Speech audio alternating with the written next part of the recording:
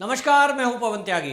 पश्चिम बंगाल के पूर्व मुख्य सचिव अल्पन बंदोपाध्याय अब फंसते जा रहे हैं और वो खुद ममता बनर्जी के बहकावे में आकर अपने लिए गड्ढा खोदने का काम कर रहे हैं। आपको बताएं, ये अल्पन बंदोपाध्याय जो पूर्व सचिव थे पश्चिम बंगाल के, उनका यूं तो रिटायरमेंट 31 मई को था, लेकिन ममता बनर्जी के आग्रह पर उनका 3 महीने का कार्यकाल बढ़ाया गया था और केंद्र ने जैसे ही उसे स्वीकृति दी तो ये मई के बाद अब जून, जुलाई और अगस्त 3 महीने बढ़ गए, तो इनका टाइम अगस्त तक बढ़ चुका है। और इसका मतलब ये हुआ कि अल्पन बंदोपाध्याय 30 अगस्त तक नौकरी पर हैं, वो रिटायर नहीं हुए हैं और उनको वो नियम मानना पड़ेगा जो केंद्र सरकार कहेगी।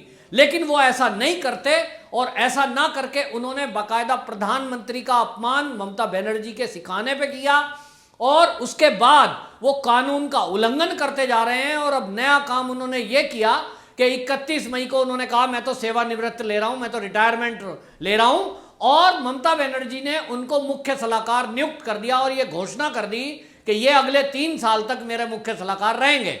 लेकिन सवाल यह उठता है कि जब कोई आईएएस अधिकारी अभी रिटायर ही नहीं हुआ और वो केंद्र के स्ट्रीम में है, तो वो कैसे किसी का निजी सचिव बन सकता है, वो किसी की नौकरी कैसे कर सकता है। तो अगर अल्पन बंदोपाध्याय को लगता है कि मैंने तो रिटायरमेंट ले ली, उसका भी एक प्रोसेस है। यदि किसी केंद्रीय कर्मचारी को आईएएस हो चाहे पीसीएस हो, रूल सबके लिए बराबर है कि अगर वो नौकरी पर है और उसको ये रिटायरमेंट चाहिए, क्योंकि 3 महीने काम अब उनका टाइम बढ़ चुका, अब उनका रिटायरमेंट एज पर लॉ केंद्र सरकार के जरिए अगस्त तक हो चुका, अब वो 30 अगस्त को रिटायर होने हैं। अब इसका मतलब यह हुआ कि इसके पहले यदि उनको सेवानिवृत्ति चाहिए, उनको रिटायरमेंट चाहिए, तो इसके लिए पहले एप्लीकेशन देनी पड़ेगी और उस एप्लीकेशन की स्वीकृति ये दिल्ली से होगी, यानी केंद्र सरकार की तरफ से, कार्मिक मंत्रालय से होगी। अगर वो स्वीकृति नहीं हुई तो उनको रिटायर नहीं किया जा सकता, ना वो अपने को रिटायर माने। और इसीलिए आपको बताऊं, नियम का उल्लंघन करने के कारण अल्पन बंदोपाध्याय को केंद्र सरकार की तरफ से, केंद्रीय गृह मंत्रालय की तरफ से आपदा प्रबंधन एक्ट 2005 के तहत ये एक नोटिस दिया गया है। और कारण बताओ नोटिस में ये लिखा गया है कि आप कारण बताइए कि जब आपको दिल्ली में बुलाया गया तो आप दिल्ली में क्यों नहीं पहुंचे। आपको बताएं, 31 तारीख सुबह 10 बजे उनको दिल्ली में तलब किया गया था।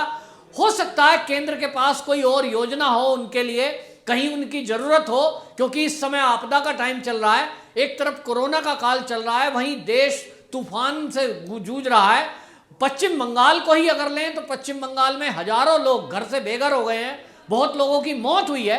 और ऐसे में हो सकता है कि केंद्र सरकार उनका ज्ञान जो है उसके जरिए पश्चिम बंगाल के लोगों को ही राहत देने का काम कर रही हो। तो उनकी जरूरत अगर केंद्र में है, केंद्र सरकार उनको केंद्र में कोई जिम्मेदारी देना चाह रही है, इसमें दिक्कत क्या है। लेकिन ममता बनर्जी केंद्र से भिड़ने के चक्कर में अल्पन बंदोपाध्याय के कंधे पर बंदूक रखकर चल रही है और वो निशाना साध रही है ममता बनर्जी केंद्र पर, लेकिन मोहरा बन गए हैं अल्पन बंदोपाध्याय। अब जो नोटिस गया है कारण बताओ, इस कारण बताओ नोटिस में केंद्र सरकार ने जो दिया है हवाला, वो इस एपिडेमिक टाइम का दिया गया है और इसमें आपदा प्रबंधन की धारा 51B का उल्लंघन ये लिखा है कि आपने आपदा प्रबंधन की धारा 51B का उल्लंघन किया है, क्योंकि इस समय आपदा के समय कोई भी एसेंशियल सर्विस में यदि कोई व्यक्ति है, मान लीजिए उदाहरण के लिए हॉस्पिटल के अंदर डॉक्टर्स हैं और कोई भी डॉक्टर ये कहे साहब मैं तो अब रिटायरमेंट ले रहा हूं, मैं नहीं आता, तो ऐसे में उसको रिटायरमेंट तुरंत नहीं कर दिया जाएगा कि उसने फोन कर दिया और रिटायर हो गया। उसको एप्लीकेशन देनी पड़ेगी और इस दौरान मेडिकल के जुड़े हुए जो भी कर्मचारी हैं, डॉक्टर हैं, मेडिकल स्टाफ है, उनको रिटायरमेंट नहीं मिल रही, भले ही उनका टाइम पूरा क्यों ना हो गया। और अगर वो बीमार भी हैं तो उसकी सूचना देनी पड़ती है और स्वस्थ होते ही दोबारा नौकरी पे आना पड़ता है। आपको बता दें, उत्तर प्रदेश का एक उदाहरण है जहां पर 2 एडीएम थे और एडीएम रैंक के व्यक्ति को कोरोना हुआ था, घर में छुट्टी पर गए थे, लेकिन वो जब ठीक हो गए उन्होंने नौकरी ज्वाइन नहीं करी। डीएम महोदय ने, जो नोडल अधिकारी थे यहाँ के गाजियाबाद का ये किस्सा है, तो नोडल अधिकारी ने गाजियाबाद में बाकायदा उनको नोटिस दिया, फोन किया, आप ड्यूटी पे क्यों नहीं आ रहे हो? नहीं आ रहे हैं साहब। और इसके कारण आपको बताऊं, यही एक्ट को उसको नोटिस दिया गया, नोटिस का जवाब नहीं मिला, तो आपदा प्रबंधन की धारा 51B के तहत आपको बता दें कि 2 साल की सजा या जुर्माना, और यह भी हो सकता है कि जुर्माना और 2 साल की सजा दोनों मिले। यह उल्लंघन का मामला है। इस उल्लंघन के मामले में ट्रांसफर बहुत हल्की सजा है, और ट्रांसफर को स्वीकार कर लेते तो शायद यह सजा यहीं खत्म हो जाती। लेकिन अल्पन बंदोपाध्याय वो ममता बनर्जी के बहकावे में आकर कुछ और सपने देख रहे हैं। उनको लगता है कि प्रदेश की एक सीएम के साथ अगर मैं वफादारी दिखाऊंगा और केंद्र के साथ गद्दारी कर दूंगा तो मुझे ममता बनर्जी कोई मंत्री बना सकती है। मुख्य सलाहकार बना लिया तो उनको लगता होगा कि यहां मुख्य सलाहकार बनके तो वो आधा मुख्यमंत्री ही बन गए। तो उनको लगता होगा कि प्रधानमंत्री से मुख्यमंत्री बड़ी होती है। अगर कोई आईएएस ऐसा सोच रहा है तो मुझे उसकी बुद्धि पे तरस आता है। लेकिन क्या सोच रहे हैं ये तो बंदोपाध्याय बताएंगे, नोटिस का जवाब देंगे। लेकिन इतना तय है कि यदि केंद्र से भिड़ने के लिए ममता बनर्जी का वो टूल बनेंगे तो नुकसान उन्हीं का होने वाला है। उनको जेल भी हो सकती है, और जितने बेनिफिट एक रिटायरीज को मिलने चाहिए थे, एक भी रुपया उनको इस रिटायरमेंट के बाद नहीं मिलने वाला। चाहे वो उनका छुट्टी का पैसा हो, चाहे उनका पीएफ का पैसा हो, और उनको जो भी पेंशन वगैरह मिलनी थी उस पर भी रोक लगा सकती है केंद्र सरकार। और ये नौकरी हमारे नियम कायदे कानून में है, नौकरी के एक्ट में है। जब हम नौकरी ज्वाइन करते हैं तब वो सिग्नेचर हम करते हैं दस्तावेज पर कि हम अपनी मर्जी से अब नौकरी को नहीं छोड़ सकते, हम सरकार के हर नियम कायदे कानून देश के संविधान का पालन करेंगे।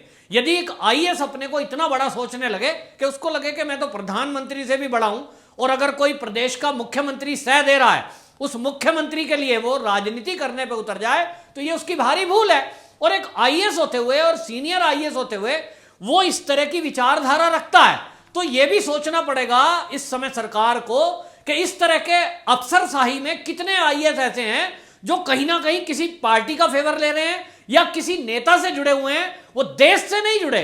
अगर देश से जुड़े हुए होते बंदोपाध्याय तो इस समय वो दिल्ली में होते और मोदी जी के पास होते, केंद्र सरकार के पास होते और कहते जी मेरे लिए क्या काम है। क्योंकि इस समय आपदा के समय में एक एक व्यक्ति 24-24 घंटे ड्यूटी दे रहा है, चाहे वो आईएएस हो, चाहे वो आईपीएस हो, चाहे वो डॉक्टर्स हो, और ऐसे में बीमारी भी नहीं देखी जा रही है। मेरे एक मित्र हैं डॉक्टर, एमबीबीएस हैं, सरकारी हॉस्पिटल में ड्यूटी है, उनको 2 बार कोरोना हो गया है। वो कहते हैं खड़े होने की ताकत नहीं है, लेकिन 15 दिन बीतने के बाद उनको फोन आ गया अधिकारियों का, हाँ भाई क्या हाल है, अजी अभी तो वीकनेस है। बोलो वीकनेस हो कुछ हो, 15 दिन आपको हो गए और उसके बाद ड्यूटी पे ज्वाइन आइए कल। वो बोलते हैं कि हमको खड़ा नहीं हुआ जा रहा, कमजोरी के कारण चक्कर आ रहे हैं, लेकिन दवाइयां ले लेके हम कोविड सेंटर में नौकरी करने को मजबूर हैं और कर रहे हैं क्योंकि हमारी जिम्मेदारी है। हम देख रहे हैं कि डॉक्टरों की कमी है तो हम मजबूरी में नहीं कर रहे, हम अपनी जिम्मेदारी समझते हुए उस ड्यूटी को कर रहे हैं क्योंकि हमारे नौकरी करने से लाखों लोगों की जीवन बच सकता है। ठीक इसी तरह देश के आईएएस और आईपीएस अधिकारी हैं जो हजारों कर्मचारियों को कमांड करते हैं, और जब पश्चिम बंगाल में तूफान से हजारों लाखों लोग तबाह हो गए हों, जब वहां दंगों से लोग विस्थापित हो गए हों, जब महिलाओं के बलात्कार से पश्चिम बंगाल में चीखें गूंज रही हों, ऐसे में कोई सीनियर आईएएस अधिकारी ये कहे मैं तो साहब रिटायर हो रहा हूं, मैं तो साहब मुख्यमंत्री का सलाहकार बनूंगा, तो भाई ऐसा तो हो नहीं सकता कि पूरे जीवन मलाई आप मारो और जब राज्य में कोई मुसीबत आई है उस समय आप चद्दर ओढ़ के सो जाओ। ये नौ चोलबे दादा समझ लीजिए। और ममता बनर्जी का ये बंगाली कार्ड नहीं चलेगा जो वो कार्ड चलाने की कोशिश कर रही हैं कि बंदोपाध्याय एक बांग्ला है, एक बंगाली है, इसलिए उसके साथ ऐसा हो रहा है। तो आप ममता बनर्जी समझ लीजिए कि अकेले बंदोपाध्याय बंगाली आईएएस अधिकारी नहीं है।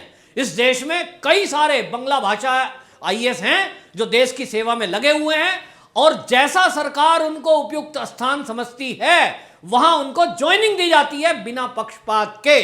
पक्षपात केवल आप कर रही हो।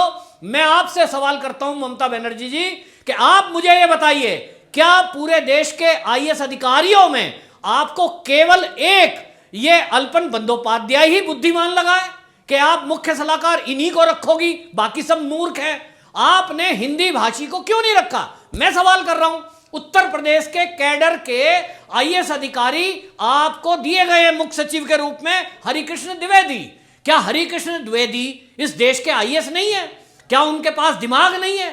क्या वो आईएएस की परीक्षा पास करके नहीं गए? वो मोदी जी ने डिप्यूट कर दिया सीधा उनको, ऐसे ही कहीं घास खोदते थे और उनको आईएएस बना दिया है? जी नहीं, ये भी सीनियर मोस्ट अधिकारी हैं, लेकिन आप क्षेत्रवाद की राजनीति करती हो, उत्तर प्रदेश वालों से नफरत करती हो, बिहार वालों से नफरत करती हो, और चुनाव में आपने खुल के बोला कि ये यूपी के बिहार के लोग हैं जिन्होंने मेरे ऊपर हमला किया।